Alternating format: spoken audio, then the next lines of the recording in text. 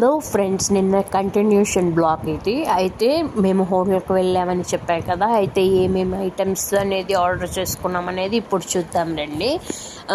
First వచ్చేసి palak chat అయితే మేము ఆర్డర్ చేసుకోవడం అయితే జరిగింది. అంటే పాలకూర పకోడీ మీద పెరుగు,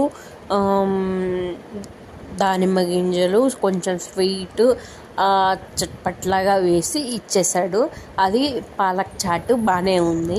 ఇక మిగతాయి వచ్చేసి ఇవన్నీ కలిపి అంటే మొక్కజొన్న గారె, దహివడ, మష్రూమ్, పన్నీరు, ఇవన్నీ కలిపి కాంబో, అంటే మొత్తం ఒక కాంబోగా వచ్చింది.